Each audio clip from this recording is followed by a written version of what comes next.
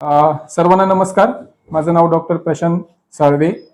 मी आंबेगाव तालुक्यामध्ये सहाय्यक आयुक्त पशुसंवर्धन व दुग्ध व्यवसाय विभाग या कार्यालयात सहाय्यक आयुक्त म्हणून काम करत आहे.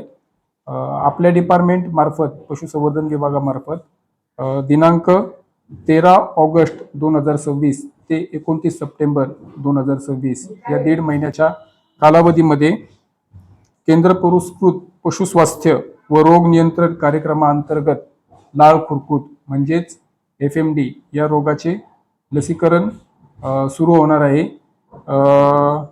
शासनाला 2026 पर्यंत केंद्र शासनाला आपल्या भारताला 2026 पर्यंत लाळ खुरकूत या रोगावर पूर्णपणे नियंत्रण आणायचं आहे. तसेच 2030 पर्यंत आपल्या लाळ खुरकूत मुक्त भारत निर्माण करायचा आहे. त्या अनुषंगाने या लाळ खुरकूतच्या फेऱ्या राबवल्या जातात. वर्षातून 2 वेळेस हे लसीकरण होत असतं. सध्या महाराष्ट्र राज्यामध्ये लाळ खुरकूतची ही 9वी फेरी सुरू आहे.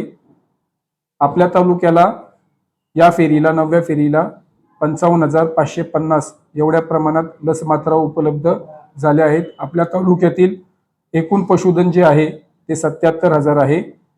तरी या ज्या काही लसमात्रा आपल्याला उपलब्ध झालेल्या आहेत त्या प्रामुख्याने जिथे संकरित जनावरं आहेत प्रामुख्याने तिथे आपण आधी लसीकरण करणार आहोत पहिल्या टप्प्यामध्ये, आणि दुसऱ्या टप्प्यामध्ये जेव्हा अजून लसमात्रा उपलब्ध होतील त्यावेळेस राहिलेल्या जनावरांना आपण लसीकरण करणार आहोत. तरी मी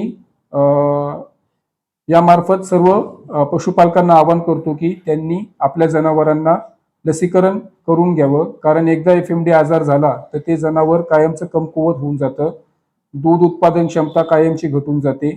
आणि जे काही आपल्या जिल्ह्यामध्ये जे काही आपल्या तालुक्यामध्ये गाड्याचे बैल आहेत त्यांना जर FMD हा आजार झाला तर त्यांची पळण्याची शक्तीही एकदम कमी होऊन जाते. म्हणजे तुम्हाला तो बैल गाड्यासाठी काहीच उपयोगाचा राहणार नाही. त्याच्यामुळे कृपा करून सर्व पशुपालकांनी या गोष्टीकडे दुर्लक्ष करू नका. आपल्या विभागामार्फत विभागाचे अधिकारी कर्मचारी किंवा आपल्या ज्या काही पशुसखी आहेत त्या जेव्हा तुमच्याकडे लसीकरणाला येतील तर कृपा करून त्यावेळेस त्यांना सहकार्य करा. लसीकरण करत असताना पशुपालकांचा आधार नंबर लागतो आणि मोबाईल नंबरवर त्यावेळेस OTP येतो. तो कृपा करून मला सर्वांना विनंती करायची आहे की तुम्ही तो OTP त्यांना द्या.